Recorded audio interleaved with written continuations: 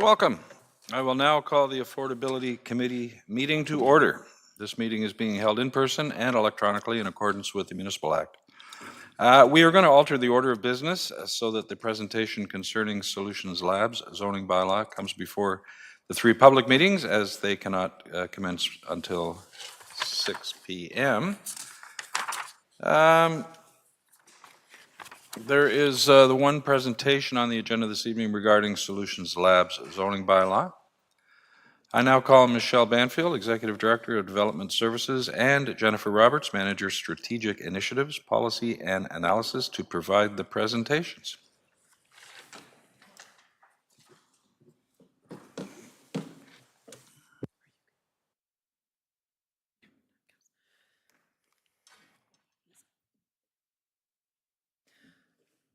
Thank you, Chair Nixon, for the introduction. Happy to be here today with Jennifer to talk a little bit about the Solutions Lab zoning bylaw workshops that we had in February. So the zoning bylaw, the draft zoning bylaw process really has been underway for many years now, at least a couple of years. And we've had different continuous engagement perspectives with not only the public, but also the development community. The statutory public meeting was held back in November 14th, and at that time, we heard from some of the development community members specifically that there were numerous items in the draft zoning bylaw that they really wanted to meet about and further discuss, and suggested that there were revisions needed to the latest draft. Certainly, staff didn't dispute that there were needed changes to the draft. That's why it was called a draft, and we knew that we were going to be hearing from the community and the residents, and councillors yourselves are hearing as well from people. So we knew that there were always going to be changes to the draft zoning bylaw as presented for the public meeting. But building on that information that we heard at the public meeting, we really wanted to really dive deeper into this kind of request about, like, let's just kind of roll up our sleeves, so to speak. So in response to that, we definitely, we thought we kind of put our thinking caps on, and we actually retained someone who I would call, honestly, as an industry leader, Smart Density, Nama Blonder. I think some of you had the chance to connect with her, and she brought in a great team, Chris Hardwick and Mark Richardson. And as I said, they really are people that are Nama's firm is called Smart Density. Nama's actually done work, her firm has done work for the city. And so she really is a forward thinker about kind of going through and having conversations. And she was, as I said, she really is an industry leader in this area. So we workshopped with her and kind of brainstormed about what this could look like. And this kind of Solutions Lab concept was born. Nama met personally with 37 of our industry partners for a one-on-one conversation about the draft zoning bylaw. Partners were asked to discuss key aspects of the proposed zoning and the affected development, key aspects of the proposed zoning that affected development or planning, suggestions for improvements or clarifications, and perspectives on density and community design under the new zoning bylaw. After the interview, an invitation was extended to attend a half-day in-person workshop with the intent for partners to bring workable solutions forward for discussion. We held 2 in-person sessions. The workshops had an emphasis on engagement and collaborative discussions with the intent to develop actionable recommendations to create livable communities. Staff were in attendance but did not actively participate, allowing more discussion between facilitators and the industry professionals. Ideas generated at the workshop were then presented to staff. The purpose of the workshop from staff's perspective was really to understand 3 things. Which standards in the zoning bylaw were our partners considered overly prescriptive, limit their ability to develop their sites, and which zoning setbacks they considered to be too large or restrictive. During the workshop, participants were split into small groups of 3, essentially 1 developer, 1 planner, and 1 architect.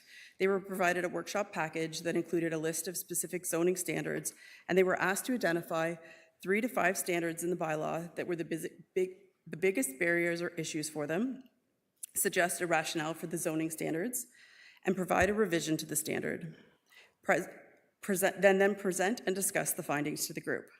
At the end of the session, they had further opportunity to provide any remaining feedback that was not previously discussed. This is an example of one of the zoning standards that was workshopped. Staff were proposing in the draft a requirement for mid-rise buildings to provide a minimum of 50% of the frontage along a street as non-residential uses. This is to provide an opportunity for commercial and retail spaces along our strategic growth areas and intensification corridors.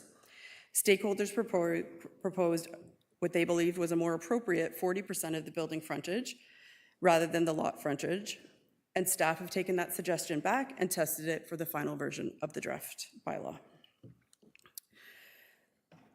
The objectives of the day were to provide insight into which standards in the bylaw were the biggest barriers and issues for stakeholders, encourage participants to consider the city's perspective on why certain standards have been included, and suggest more reasonable revisions to the standards that may better serve the development industry.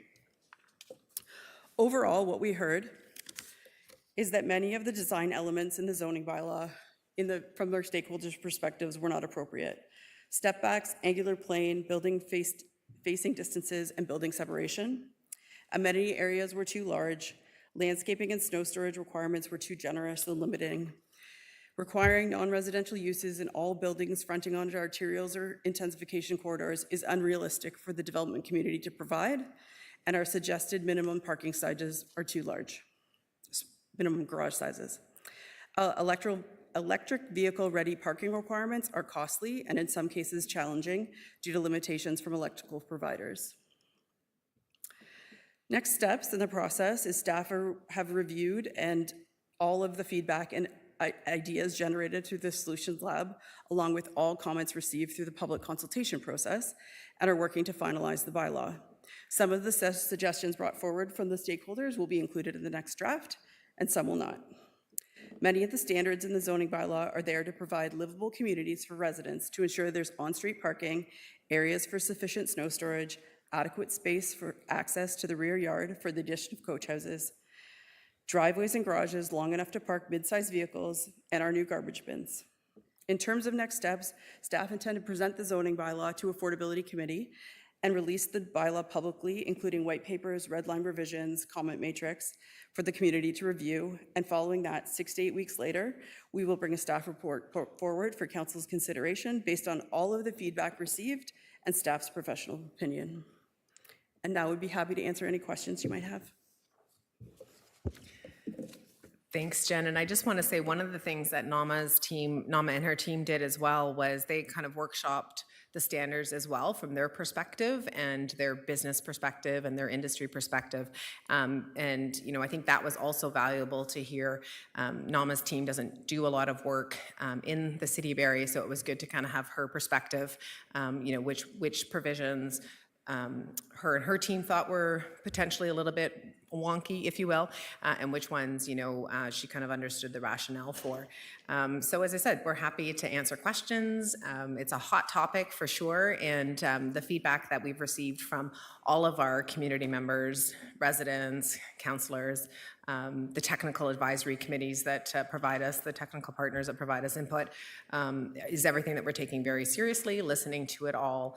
And I really do wish this was one of those situations where we could make everybody happy. I don't think that's going to be the case, but I just also want everybody to know that we certainly are listening, we're hearing, we're definitely looking to move in the right direction, I think, that some people would consider, but there's still maybe some things that everybody's not 100% happy with.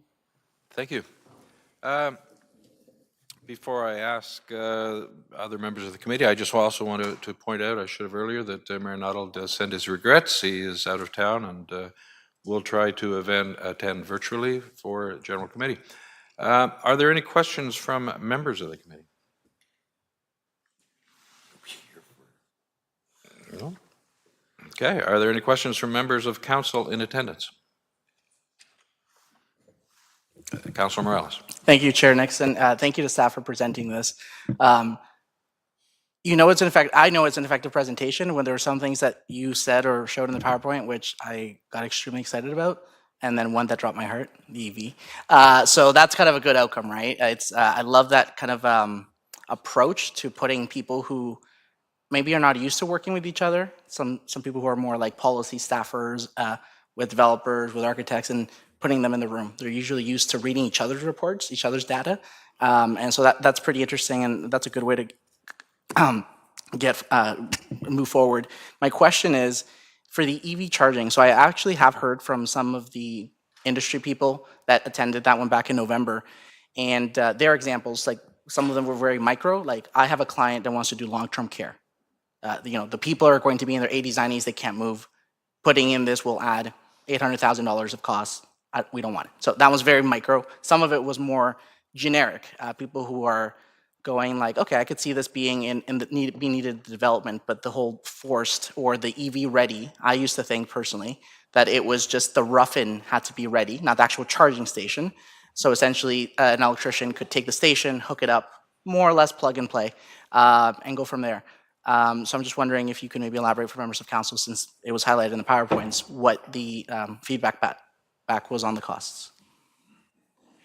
Through you, Chair Nixon, to Council Morales, that's exactly what we're looking at for the next draft, is making EV parking ready and not requiring necessarily the electrical outlet, but the conduit to have that happen. Okay, amazing.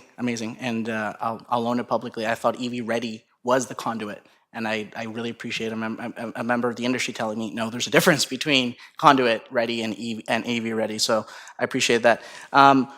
What else would you say that so you already kind of highlighted some of the things that made the most change. I'll kind of put a comment out there and let you guys kind of interpret it. As I'm hearing feedback, back in November, we heard from some residents going, specific areas should be more NL1, right? Like, so the density that the draft allocated them was too high.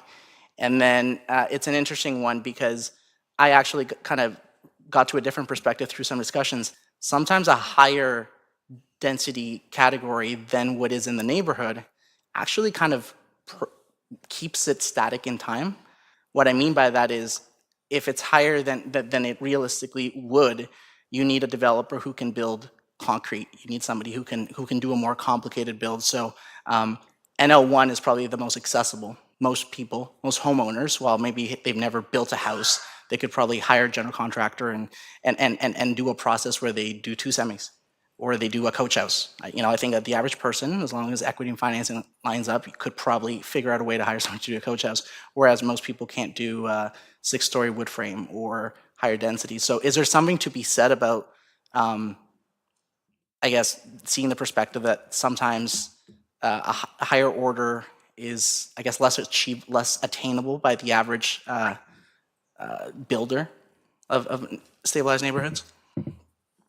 Through you, to Chair Nixon, to Councilor Morales. So there's a couple of things kind of in your question there. So I would say one of the things we heard a lot from the community and the residents was in particular in the NL1 and the NL2 zones, they weren't really comfortable with this idea of the multi-level building, I forget what we called them, low-rise buildings, low-rise, very complex term, low-rise buildings. And so that is something that, while from a professional planning perspective, having a low-rise building in these neighborhood areas, we may think from a professional planning perspective, this mix of building types is a good thing, it's gonna get us more density. The idea of doing a zoning bylaw for the community is to listen to the community. So I think there's some elements of change that you're gonna see in a future draft around those low-rise buildings in these NL1, NL2 zones.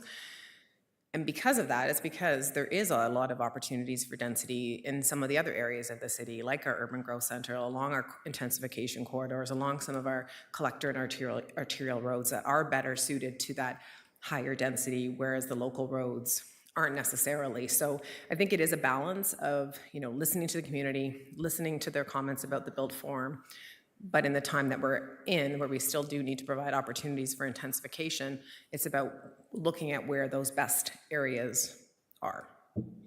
Okay, perfect. No, thank you very much for that. I do want to make a very quick comment after you, Chair Nixon. Huge compliments to staff. And you had this before I went to the consultant, which was very innovative flexibility, but flexibility in the best interest of both industry and residents. This isn't just like a free pass or a blank check to an applicant. It's saying that there's a setback, give or take X percentage. And what that goes to show is You don't want to give a free pass, but you don't also want to create such concrete boxes that everything becomes a process and nothing gets built. And I think that is, we say everything is nuanced, every neighborhood is different, every intersection is different, every infill, but that is definitely something that I noticed and was done before the consultant.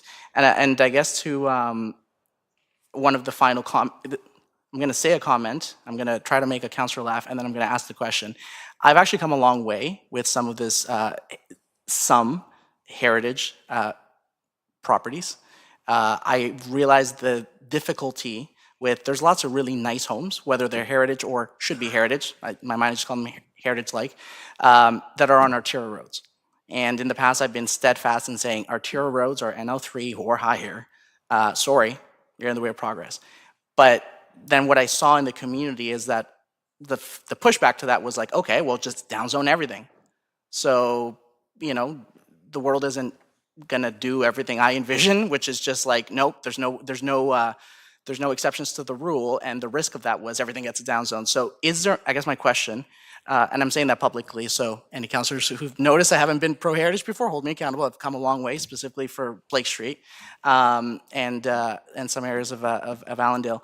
So I guess this is the question, is there an opportunity, and maybe you're allowed to tell us at this time, maybe you're not, where unique situations, very unique ones. Like I'm talking those really nice homes on Blake Street between Dundonald and not St. Vincent. It extends a little bit more. Specifically on, there's a couple on the south side, but specifically on the north side.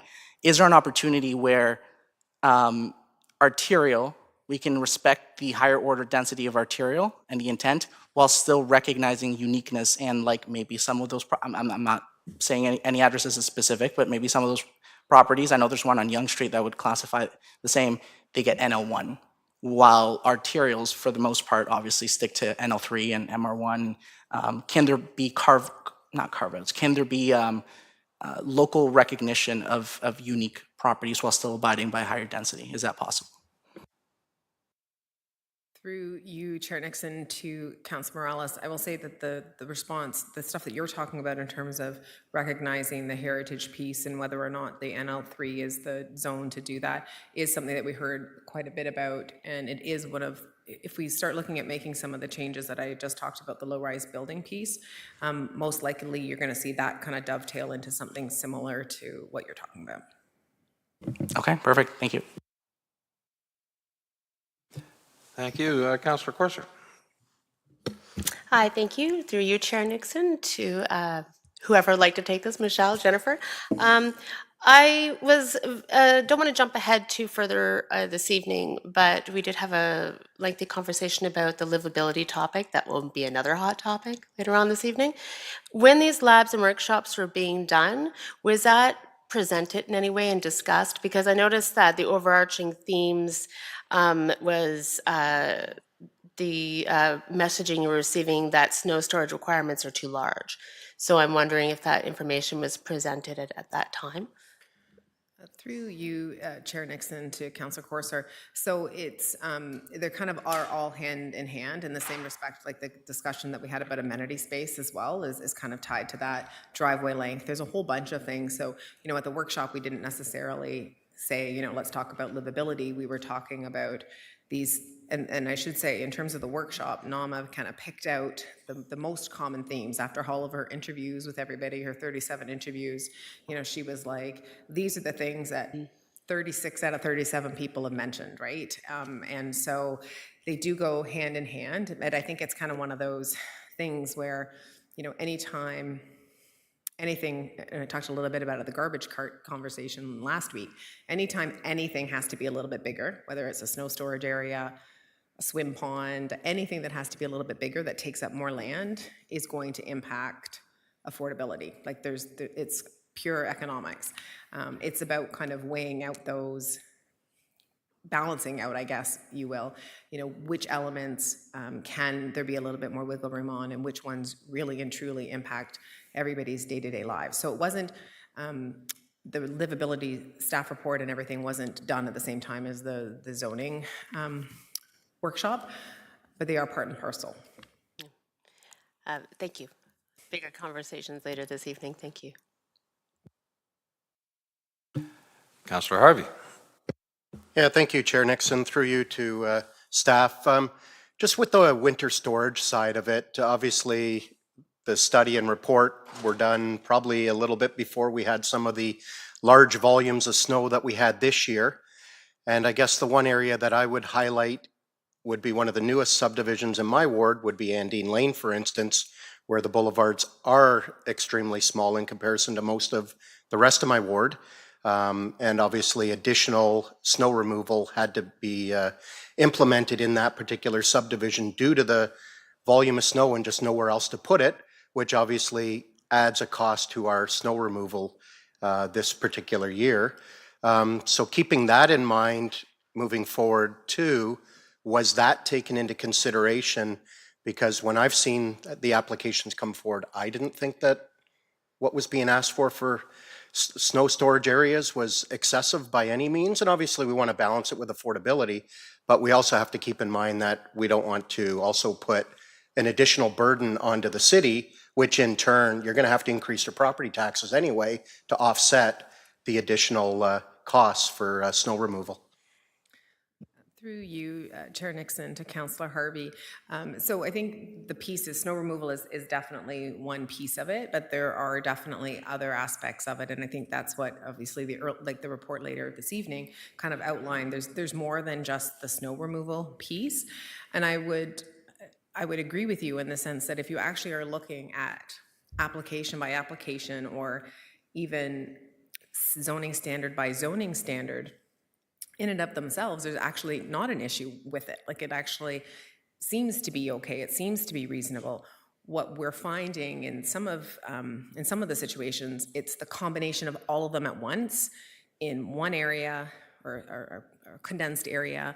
And it's like all the changes all the time, lots of units, and that tends to be what you're seeing. So if you use any of the, take any standard, a driveway length, a 5.5 meter driveway is fine, but maybe not if it's on a small unit with a small lot. Like it's the combination on a small road. It's kind of like, and so I've had conversations with the development community at length about, you come to me and tell me what you think we can do, because these are, I think, real day-to-day livability issues that some of our community are dealing with. So as I said, I agree with you. If you look at one thing or a couple things, it actually doesn't seem bad. Otherwise, you wouldn't be getting recommendations to approve it. You wouldn't be approving it. It's the combination, I think, of it all happening in very large numbers that make it just a little bit more challenging on a day-to-day basis for the new residents.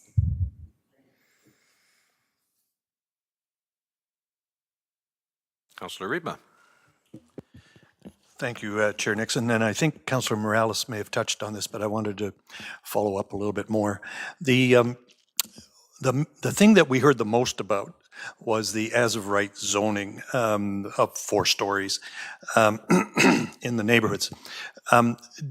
Did your work that you've just talked about now, did they talk about that at all and give you any recommendations? Or?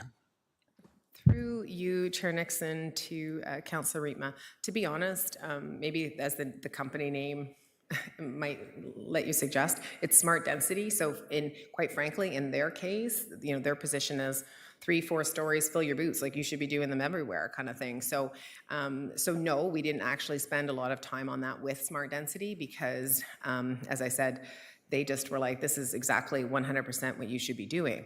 That being said, they don't work for the City of Barrie, and they haven't heard that kind of feedback from the community that we all have. And so, what I think is important about the as-of-right piece, the official plan in the neighborhood designation does allow for these low-rise buildings. So let's, fast forward and assume we have a zoning bylaw that comes forward that says you can't do low-rise buildings right now, or because the official plan actually does consider them, someone could come in and do a rezoning to allow a low-rise building. Council, do a public meeting. It could be contextually sensitive. They could think about it. You could, recommend approval or not. So that's kind of where we're thinking of going, if that makes sense to you. But from the grand scheme of things, no, a lot of the things that, again, Smart Density heard in their one-on-one interviews was tied more to the mid-rise buildings, the high-rise buildings, and to a certain extent, some of the ground-related products. Just follow up on that, Chair Nixon. Yeah, I think that it's a question for us to deal with. I think one of the things that the community was most concerned about was the as of right part. That they wouldn't have any input into anything; it would just happen right beside them. So that I'm glad to hear that you're dealing with that. Also, in some of the locations where we have commercial plazas, and then the discussion about going to high rise or changing them into high rise or allowing high rise with them. Any discussions on that? Through you, Councillor Nixon, to Councillor Rietma, do you mean like a complete tear down of these buildings, or like a kind of a redevelopment, or? Well, to be maybe a little more specific, the No Frills Plaza at Johnson and Blake. I think the designation would permit high rise on that building, if I'm not mistaken. I may not have it right, and certainly along Bayfield, there is that potential as well. And I just wondered if there was any discussion about that, also in terms of as of right. Through you, Chair Nixon, to Councillor Rietma, well, those would have been captured in kind of all the standard kind of conversations about things like step backs, angular planes, tower separation. So those types of built forms for sure were part of the workshop and those zoning standards, because that also ties into things like the amenity space you need, the snow storage. So I wouldn't say it was area specific by any stretch, but I would say the items that were part of that workshop spreadsheet, if you will, would have directly correlated into that. And I'll be honest, a lot of the, I had the opportunity to look through, and they've got them in my office if everyone wants to come and watch. I look through all of the workshop feedbacks, and there's a lot of instances where, you know, people say, oh, we understand what the city's trying to do here with mixed uses, or, you know, it doesn't matter what the standard is. We understand what the city's trying to do here, but really any restriction, any rule, any standard creates a limitation, which is true for sure, but otherwise you just would have nothing and say, just do what you want, tell us what you want to do. So, I mean, there is that kind of back and forth. And so a lot of the feedback was, yeah, we get what you're trying to do. You want to have amenity space for people that live in these high-rise buildings, but you want too much, or, you know, that kind of thing. So where people understand the concept, there still is a very realistic market impact of meeting some of these standards.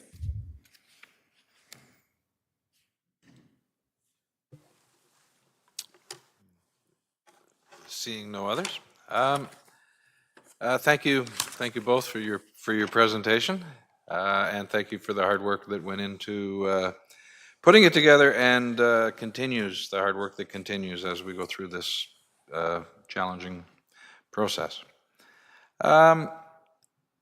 We have three public meetings. Three public meetings are being held this evening. If you are joining the meeting virtually and have not yet registered and wish to speak, please email cityclerks@barrie.ca, and staff will email you the information to participate virtually. The first public meeting is to review an application submitted by the Jones Consulting Group Limited on behalf of Hanson Group, Inc.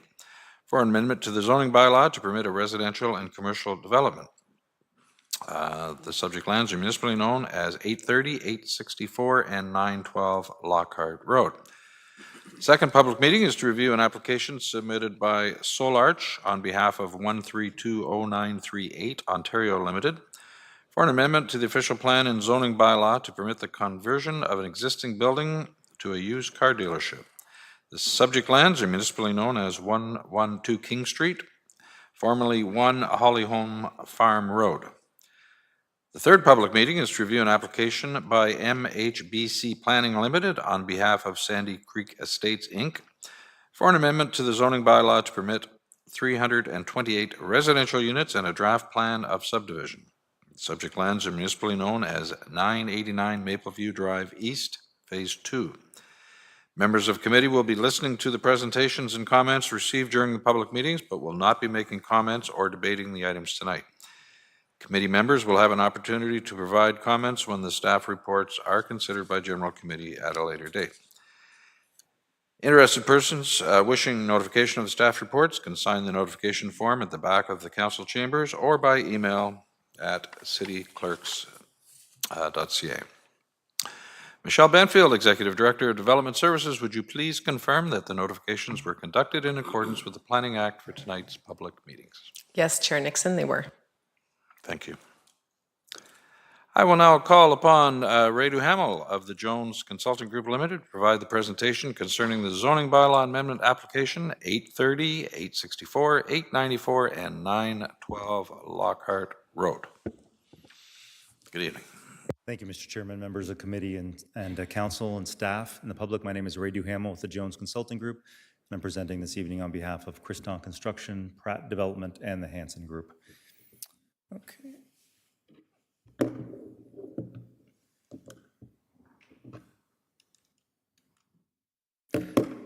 The lands that are subject to the application for zoning bylaw amendment and plan of subdivision front onto Lockhart Road. I think I'll look this way. This is the Lockhart Road right here. It's the boundary road at the south end of the City of Barrie. The overall property, there's 4 properties. They're all highlighted in yellow. This is the overall property boundaries for the overall sites. The area in red is what's known as the Hewitt South subdivision. So this overall area was broken into 2 subdivisions, Hewitt Central, which is the north, and Hewitt South, which is the south. And Hewitt Central, which is Bradley Homes, that's recently received zoning approval and draft plan approval, and now we're on to the Hewitt South site. A few pictures for those that are interested. Lands to the north is an active construction site, the Hewitt's Gate subdivision. Many homes are already occupied, and many more homes are being constructed. And then lands to basically to the east and the west are future development parcels, and lands to the south are in the town of Innisfil and their agricultural lands. The applications, one of the requirements of any submission is confirming that the applications are consistent with the new provincial planning statement that was October 2024 and conform to the Lake Simcoe Protection Plan, and their submission materials demonstrating both available for review. This slide is an excerpt of the City of Barrie's official plan land use map. The yellow designation is the neighborhood area designation. The dark green, which is this color here, is all the natural heritage system. And the small lighter green parcel is an open space park area. So we are designing within the context of what the official plan foresees for these lands. No official plan amendment is proposed. In terms of the existing zoning, on the left side of the screen is the Town of Innisfil zoning bylaw, which is still in effect. It's 05404. It's a 20-plus-year-old zoning bylaw that's slowly being phased out of existence. And it's only in effect as it relates to the Hewitts and the Salem lands that haven't been rezoned. These lands under that old zoning bylaw are agricultural and environmental protection. The slide on the right side of the screen is the 3rd draft year zoning bylaw, which you just talked about a little bit. That came out in September. New draft, as you just heard, is imminent at any point. Then the lands are zoned under the draft bylaw, neighborhood low 2, NL2, and environmental protection. As you have come to expect, I'm sure, on all your development applications, there's a long list of technical studies and plans that are required in support of applications. It takes a lot of work to put it all together and a lot of staff time to review and go through it all. But fortunately, the city's website is very proficient in being able to provide access to those materials. And if anybody wanted to review them or provide comments to the city's planning file manager or myself, that's always available to members of the public or anyone interested. This slide shows the subdivision itself. So I'll go this way to start. So again, Lockhart Road on the south.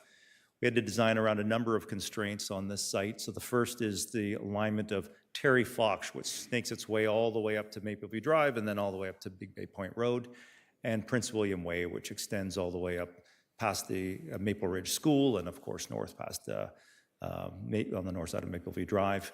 There is an existing environmental protection corridor that is protected right here. Half of it's already done through the Hewitt Central subdivision, and this Hewitt South site requires that corridor. So we're designing effectively around Terry Fox, an expansive EP system, and Prince William Way.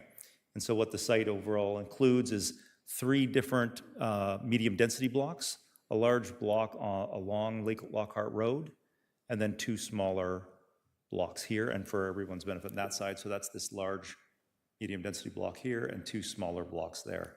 And then we have a community park in accordance with the master parkland agreement with the Hewitt's landowners group, and then a series of townhouses of various sizes that are just regular towns plus back-to-back towns, as well as singles that are located through a variety of different size municipal roads.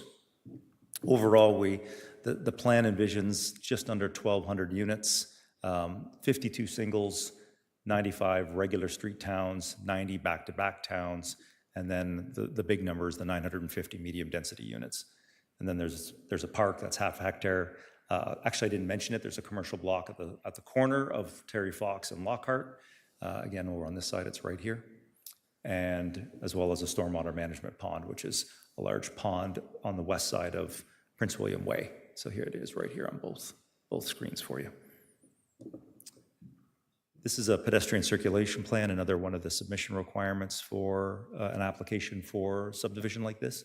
And so the green lines represent the single sidewalk proposed, and then the blue lines represent the roads with dual sidewalks in the site. And then there will be a maintenance road that's built and for walking around the stormwater management pond. And then there's also some connections through the environmental protection area. And I think this is almost it. And this is the proposed rezoning schedule. So it shows the different zoning categories for the various proposed blocks and lots, including environmental protection, R5, neighborhood residential RM3, and neighborhood mixed use and open space. And we'll need a number of special provisions that we've applied for, including a reduction in the parking ratio for the medium density blocks, the medium density front yard definition, a partitioning clause, and pay front yard requirements in the neighborhood mixed use. So a variety of special provisions that are specific to the subdivision. And then we're still reviewing what will ultimately come out of the new zoning bylaw and the timing of when the new zoning bylaw comes into effect to determine if there's any corresponding special provisions.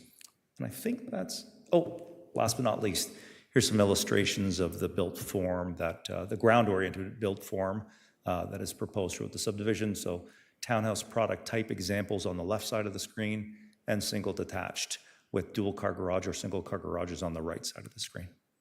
So that's everything, Mr. Chairman, members of the committee and council. Happy to answer any questions. Thank you.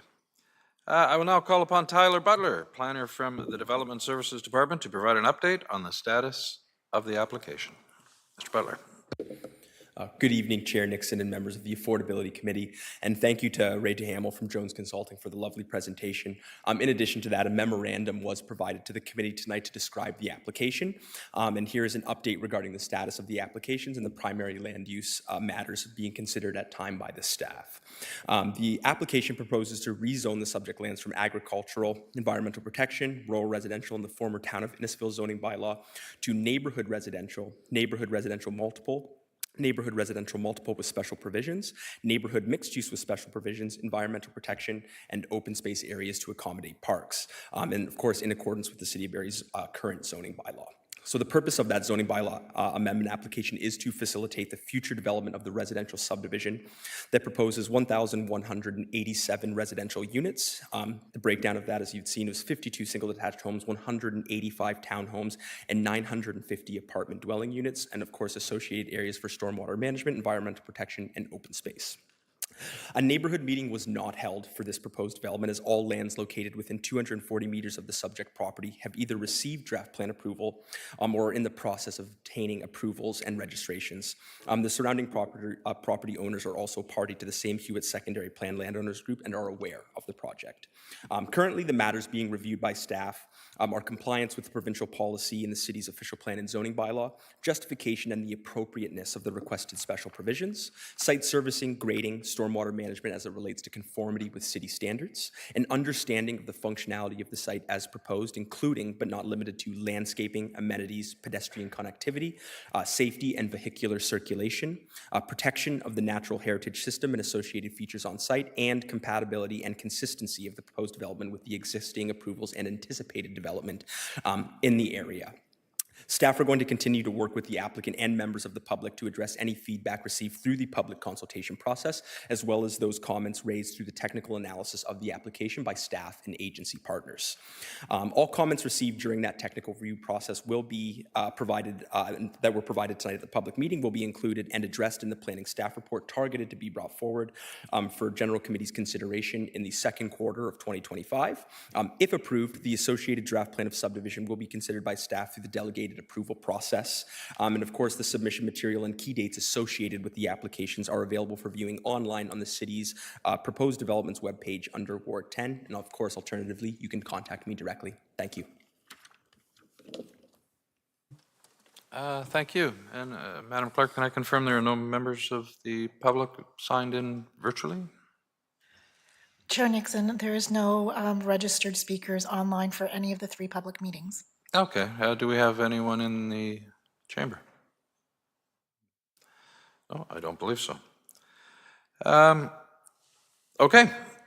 I will note that Ward 10 Councillor Hamilton did have some questions for staff, but they're unable to join us tonight due to some being out of town with some technical difficulties getting online. So they will send them to you directly.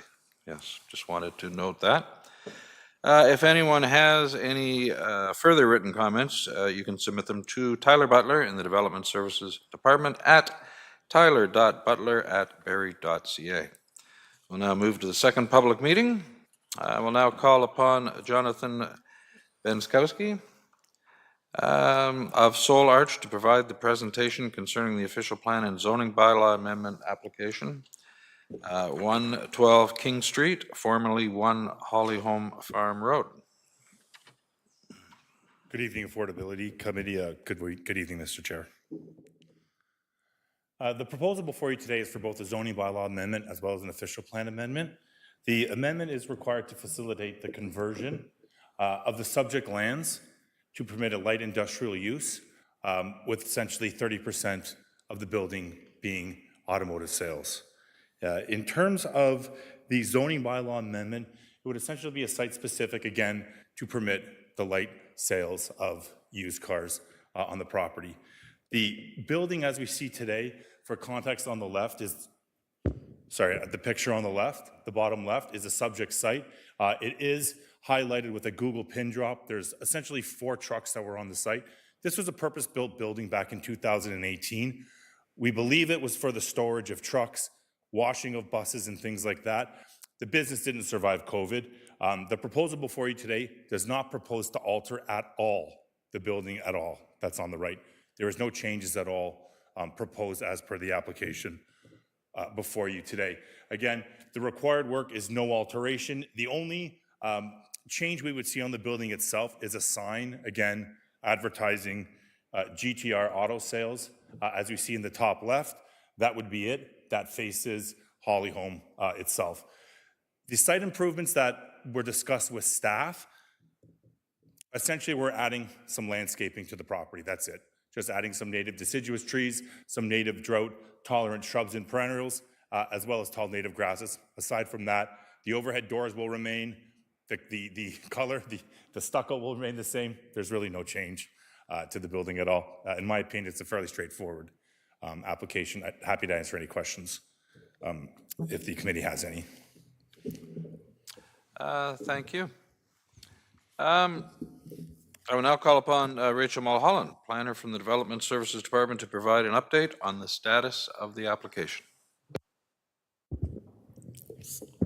Thank you, Chair Nixon, and good evening, members of Affordability Committee. In addition to the presentation by the applicant's planning consultant, Mr. Jonathan Benskowski from Soul Arch, a memorandum was provided to committee to describe the application.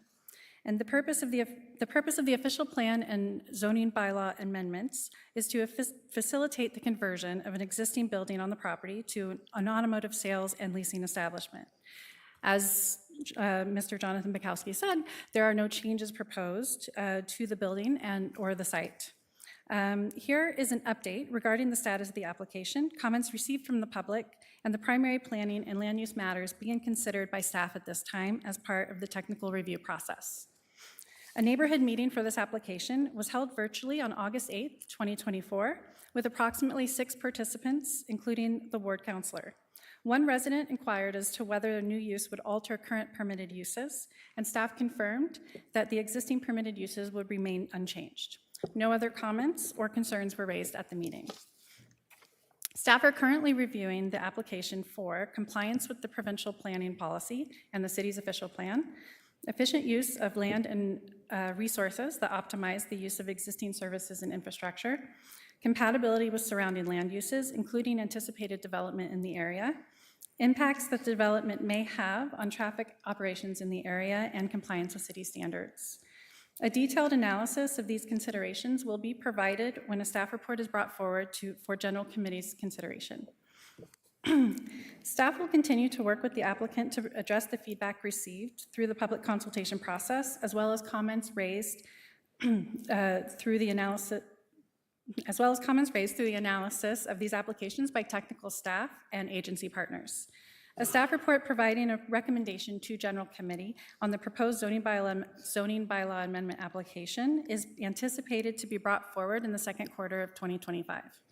The submission materials and key dates associated with the applications, along with my contact information, are available for viewing online in the city's proposed developments webpage under Ward 7. Thank you, and I'm happy to answer any questions.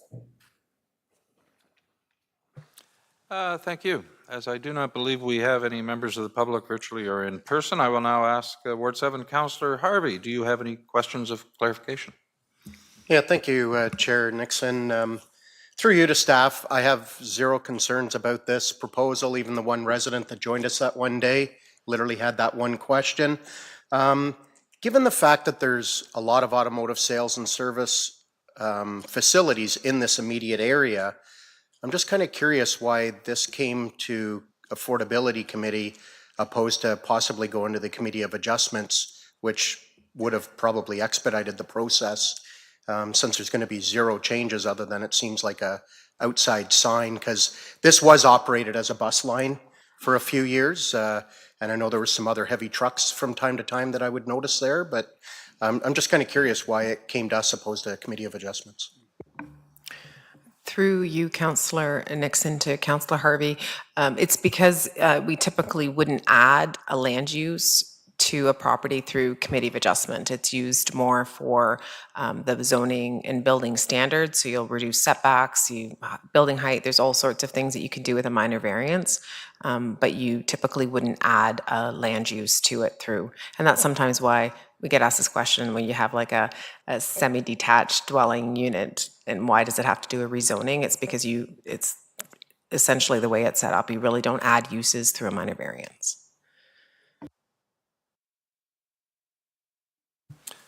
Thank you. If anyone has any further written comments, you can submit them to Rachel Mulholland in the Development Services Department at rachel.mulholland@barrie.ca. We will now move to our third public meeting.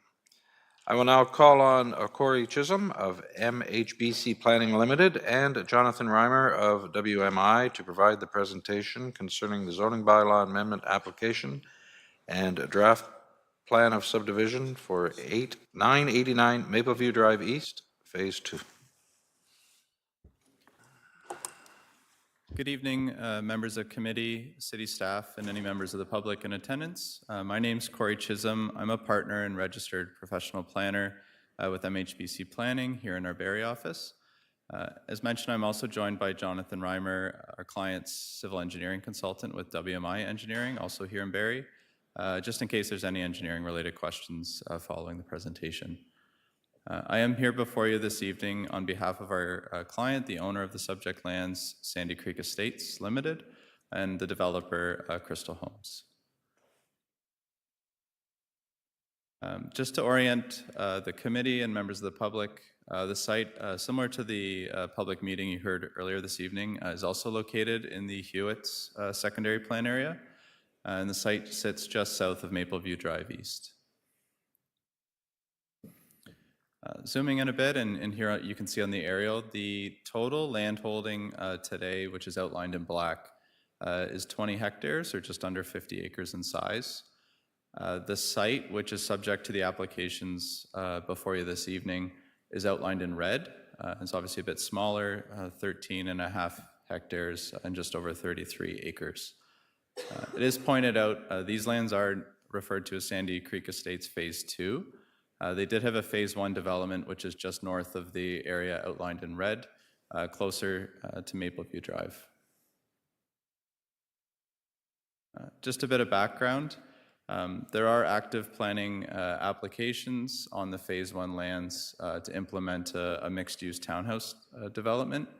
The zoning was approved back in December 2022. The corresponding draft plan for the Phase 1 lands was approved in the summer of 2023, and we did receive preliminary site plan approval for that in January of this year. And we continue to work towards registering both the draft plan and entering into the site plan agreement with the City of Barrie for that Phase 1 development. So with that advanced, our client would like to proceed with the remainder of their lands, which is the Phase 2 development here before you this evening. So on the slide, we see a colored version of the proposed draft plan, just to assist with identifying the different land uses and product types. So in total, there's 328 residential units proposed. Breaking that out, there's 28 single detached units. Those are identified in yellow, and those are 10.7 meter wide units. There is 209 street townhouse units. Those are located in orange, and those are 6 meter townhouse units. We also have 22 back-to-back townhouse units. They're located, identified in the kind of light brown, dark yellow color. Those are a bit wider at 6.4 meter in width. And then in the top right corner in purple, there is a condominium block that's planned for 69 condominium townhouse units. There's a combination of traditional townhouse units as well as back-to-back units within that block. And it's noted that block would be subject to a future site plan application following draft plan approval. In green, we also have a 0.5 hectare park as per the Hewitt's master parkland agreement. We have open space at the bottom, which is set aside to protect the natural heritage feature. And the applications subject to this public meeting are the draft plan of subdivision as well as a corresponding zoning bylaw amendment. As is common, there was a long list of reports and studies that were required to be completed. We did pre-consult with city staff, had that list confirmed, and completed all the reports which were submitted, and ultimately the application was deemed complete.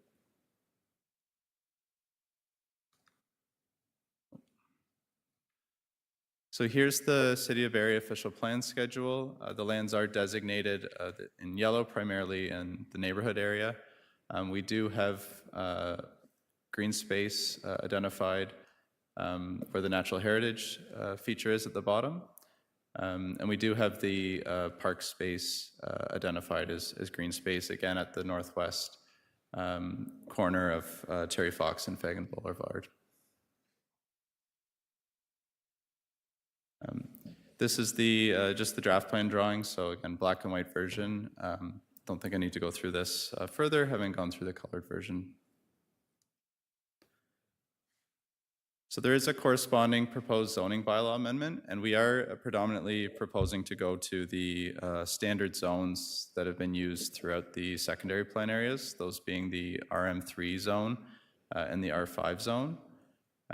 Those are located on the map, corresponding with those product types.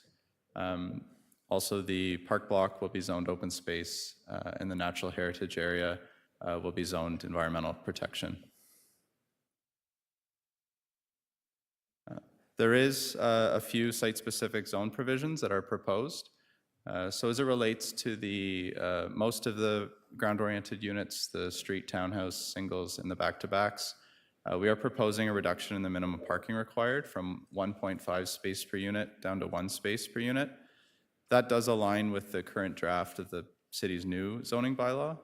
And what that's really meant to do is to facilitate these units being able to accommodate additional dwelling units.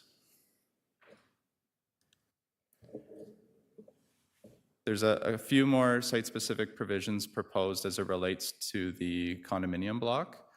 So there's a similar reduction in parking proposed. There's also a reduction in the minimum rear yard setback. And then there is a reduction in the minimum lot frontage.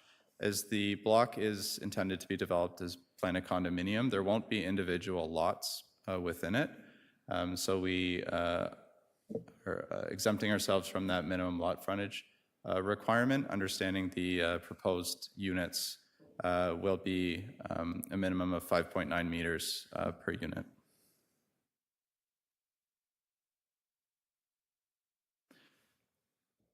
Just a couple examples of the envisioned built form. These are examples taken from our client from some of their other projects. So this is an example of the type of architectural style and materials that are envisioned for the single detached product. And then similarly, a few examples of some of the townhouse product that's envisioned. On the left-hand side would be an example of the back-to-back format. And on the right-hand side would be an example of the condominium townhouses where the access is in behind off of the condominium road. So with that, I'd like to thank committee staff and any members of the public in attendance, and happy to answer any questions. Thank you. I will now call upon Rachel Mulholland, again, planner from the Development Services Department, to provide an update on the status of the application. Hello again, Chair Nixon and members of the Affordability Committee. In addition to the presentation by the applicant's planning consultant, Mr. Corey Chisholm from MHBC Planning, a memorandum was provided to committee to describe the application. I'll briefly just go over the proposed zoning bylaw amendment. It is intended to facilitate the future development of the associated draft plan of subdivision with 328 residential units. This application is considered phase 2 of a more comprehensive development project, with phase 1 lands being located to the immediate north, currently which are undergoing site plan approval for a mixed-use townhouse development. The zoning bylaw amendment for phase 1 was approved on December 22nd, 2022, and the associated draft plan of subdivision approval was granted on June 13th, 2023. And here's an update regarding the status of the application, comments received from the public, and the primary planning and land use matters being considered by staff at this time as part of the technical review. A neighborhood meeting was not held for this project due to the limited numbers of properties within the 240-meter circulation radius. The surrounding property owners are party to the same landowners group, the Hewitt Secondary Plan Landowners Group, and are aware of the project or have either received draft plan approval for plans of subdivision or are in the process of obtaining approvals and registrations. Currently, staff are reviewing the application for compliance with provincial planning policy and the city's official plan, justification and appropriateness of the requested site-specific provisions, compatibility with the surrounding land uses, including but not limited to the future road network, site servicing, grading, and stormwater management as it relates to the conformity with city standards and the master studies prepared for the former Hewitt Secondary Plan, protection of the natural heritage system and associated features on the site, efficient use of land and resources that optimize the use of existing and planned services and infrastructure, ensuring that the proposal meets operational standards of all city services departments, and compatibility and consistency of the proposed development with existing approvals and anticipated development in the area.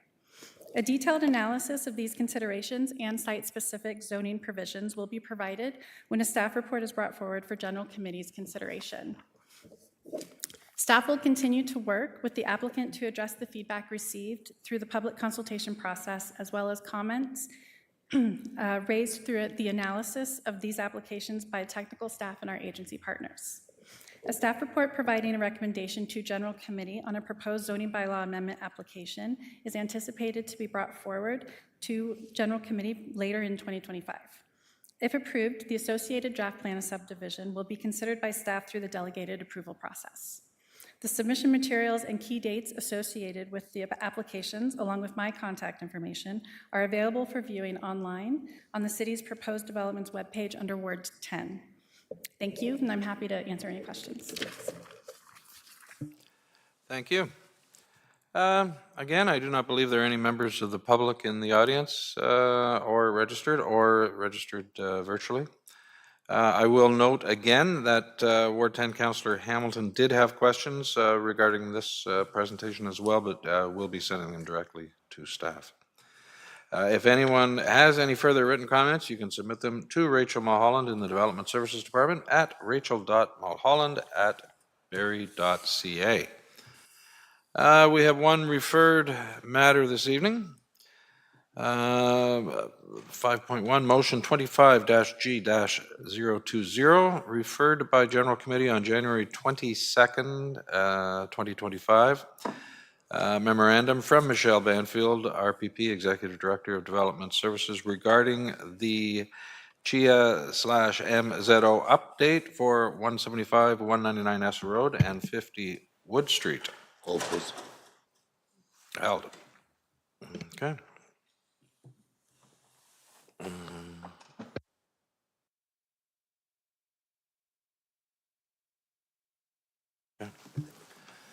Yep. I will move to reports of advisory committees. There's one advisory committee report to be received and one recommendation. 6.1, the report of the Heritage Barrie Committee dated February 25, 2025. The Heritage Barrie Committee report dated February 25, 2025 contains one recommendation for the committee to consider regarding a 9-mile portage signage. Does a member of committee wish to put the motion on the floor? So moved. Okay. As this motion is on the floor, are there any questions from members of the committee? No. Members of council in attendance? No. Do we have Councillor Harris with us virtually? Yes. Okay. All right. Well, all in favor?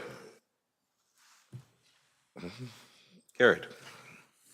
I'll move back to the referred item. Deputy Mayor Thompson. Thank you, Chair Nixon. I'll put the motion on the floor as printed. I actually held it for Councillor Harris as I didn't want it to pass just in case there was some technical difficulties. So I believe Councillor Harris has some questions. So I'll give him the floor.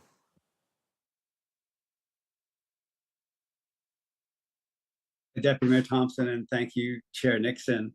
And yes, I have a few questions that I'd like to present, and maybe through you, Chair Nixon, if I could, to Ms. Banfield. And thank you, Ms. Banfield, for taking the time today to spend it with me and staff to go over some of the questions. And really what I was hoping to do today, I know there's no action for council tonight or this committee tonight, but really wanted to help with level setting. Obviously, this, we're very close to 1 year since we sent this forward for the CHIA MZO application. And obviously, we know the results of the letter that was received by Minister Calandra to our request. And here we are now looking at this application with some of the questions that we have that were there when we sent it forward. And trying to help level set where we are to really help the public and certainly those who are closest to this development understand where things are and what to expect to the best of our ability.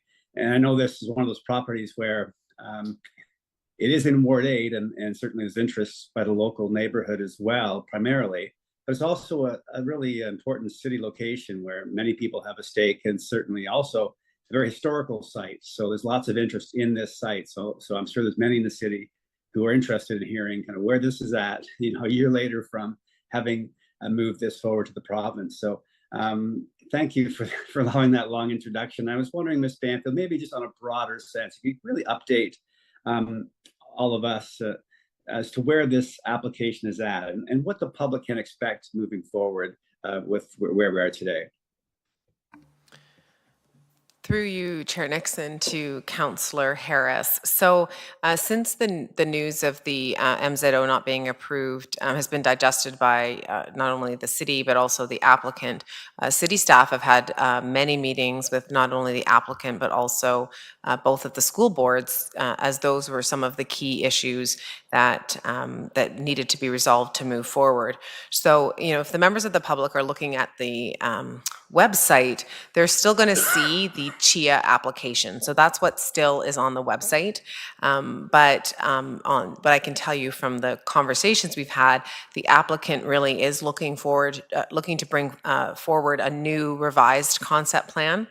And at that time, it'll be a formal resubmission, and that's when members of the community are going to see the website updated, as well as any sort of reports, plans, and studies required to support the application. So, you know, I can report some good news as it relates to the conversations we've had with the school board, both school boards, where you know, they both have committed to working together on one 6-acre site, which was a big was actually a big issue at the time when each of them wanted a 6-acre site.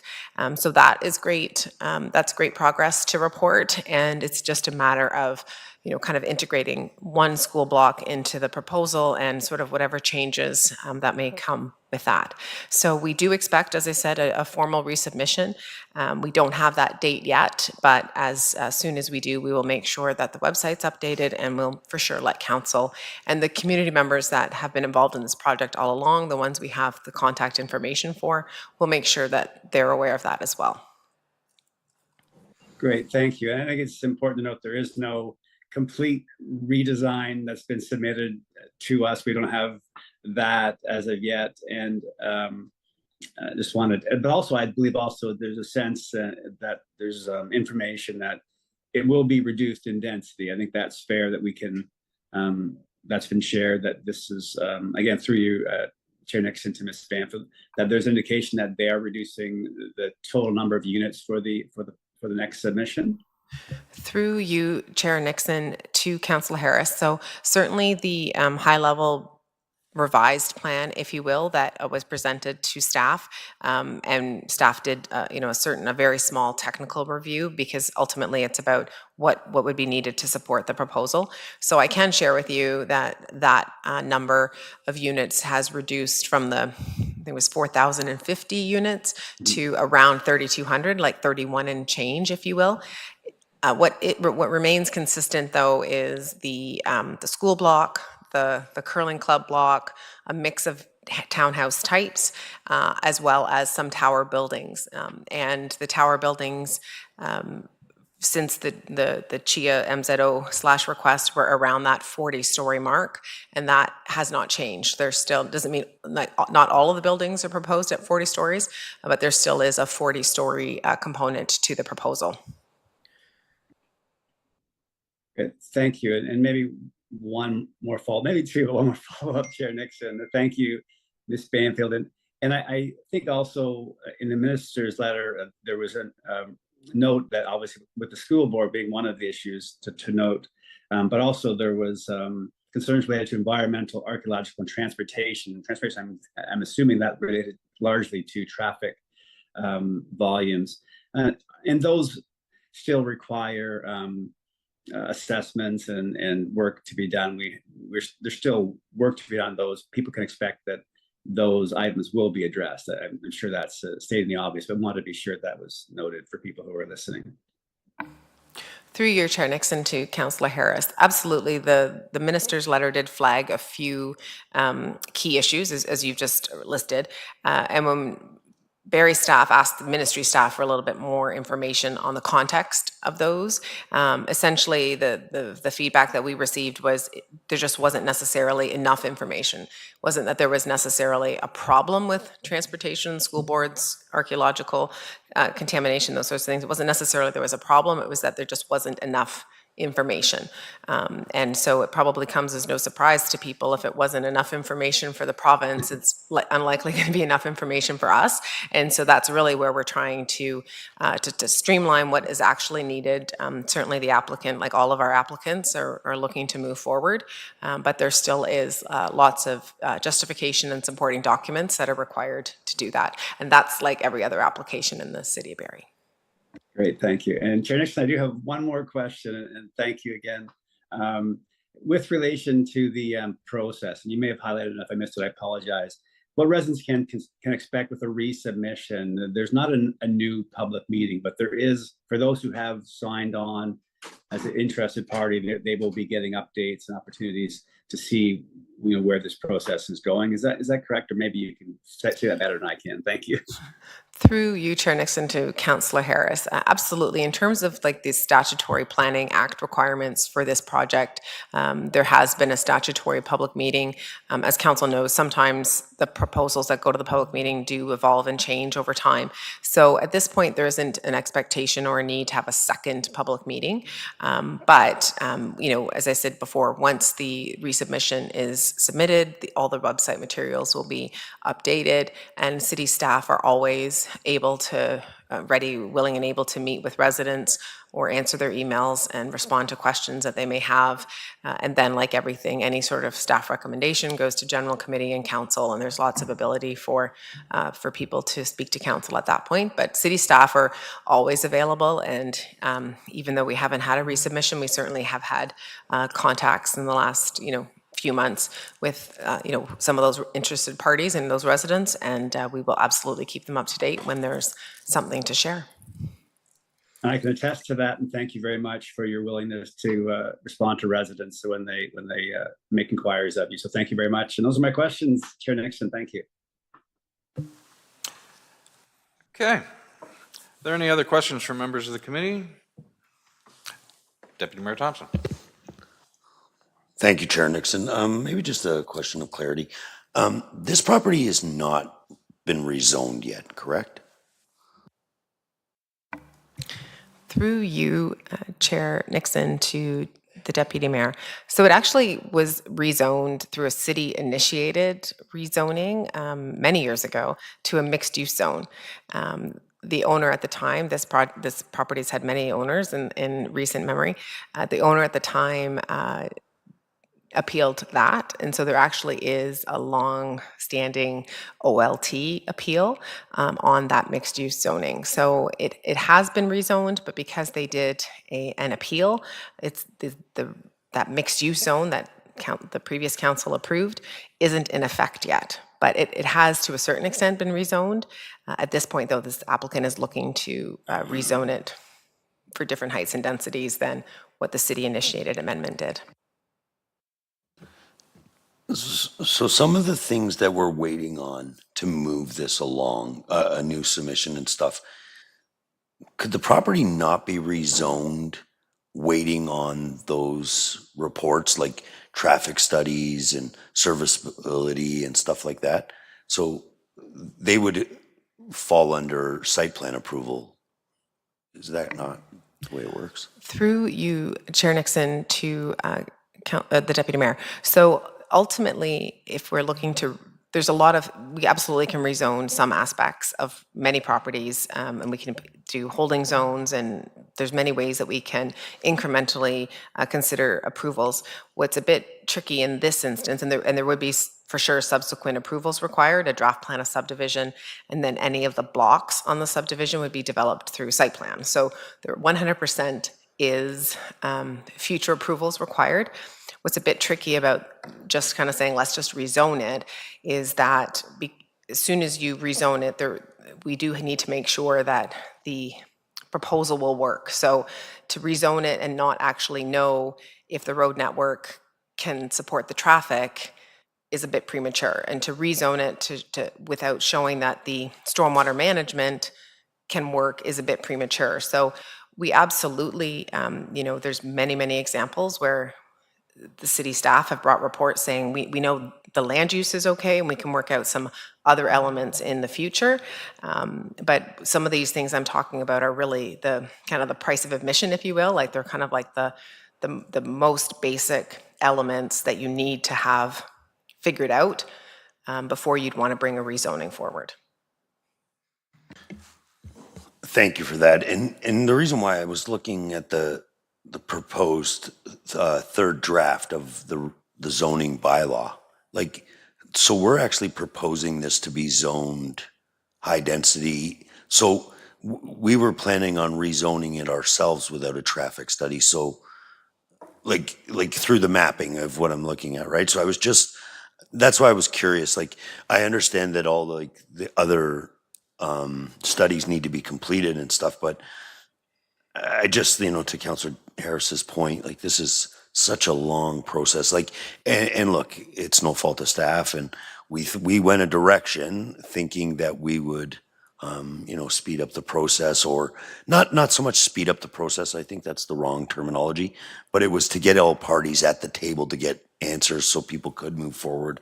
So that's what I was curious where, like, if we can keep the ball kind of moving in the direction, like, I believe there was some discussion that there's going to be a reduced density. So I believe when there was 4,000 units, the traffic study was already completed. So it would actually be reduced if there's only 3,000 units. Through you, Chair Nixon, to Deputy Mayor Thompson. So a couple of things. So certainly, you're right, the high density designation is, or the high density zoning is proposed in the zoning bylaw, but at the maximum, that would not be 40 stories. So we actually are we wouldn't be necessarily suggesting a 40-story building here. So that's kind of one piece to it. But in terms of the reports that were previously submitted, quite frankly, that's what we shared with the applicant today, or earlier this week, I think we met with them. If their traffic consultant can look at their new plan and give us a one-page, yep, we looked at the new plan and our opinion stays the same, that's not really very challenging to do. And that's basically what we've said to them. You don't necessarily have to redo everything. We just need to make sure that your consultant team is supportive of this new proposal. And that, again, isn't unique to any project. And like every project that comes forward in the City of Barrie for a recommendation, we have reports and plans and studies that match the proposal. So we literally have said just that to them. If you can get your consultant to say, my opinion doesn't change based on the revised plan, then more than likely city staff would be okay with that. Perfect. Thank you so much. Councilor Morales. Thank you, Chair Nixon. Ms. Banfield, I understand and agree with a lot of the points you made about like the stormwater and road layout and just the feasibility and functionality of the road. However, could we collectively not, through the process, rezone the property with a holding provision? Through you, Chair Nixon, to Council Morales, absolutely. We definitely have looked at different options with the applicant, and one of them was, can we get more like what I would call a blanket rezoning, a little less specific in terms of, there's some requests for like different rear yard setbacks, and it was, can we park the rear yard setback since you don't have a block plan and you don't have a building? So we have talked about that with them.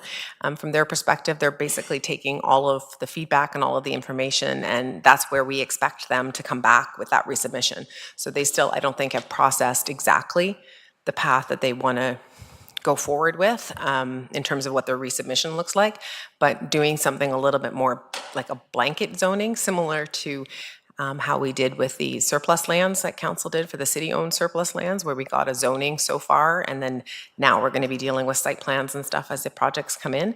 We did talk about that as an approach with the applicant.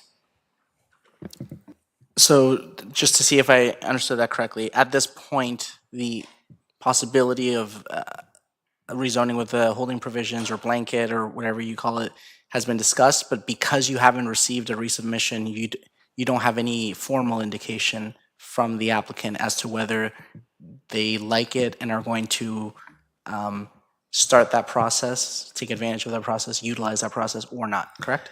Through you, Chair Nixon, to Councillor Morales, we've talked a lot about a holding provision. I don't think you're going to see a recommendation report without a holding provision, quite frankly. It's just a matter of what are those holding provisions, what do they look like? Because as you know, holding provisions usually are a list of things that haven't been done and haven't been done to the satisfaction of the city, or maybe sometimes it's the Ministry of the Environment. So it would be just a matter of what that list for the hold looks like. Okay, thank you. Okay, any questions from any other members of council in attendance? Seeing none, I will call the vote. All in favor? Do we have Councillor Harris? I'm assuming he raised his hand. There. Just to receive. All in favor? Yep, carried. Carried, thank you. And that moves us to adjournment at 5:52. That concludes affordability. I'm looking at the clock up there. It's been throwing me off all night. At 6:52. Thank you. Adjourned.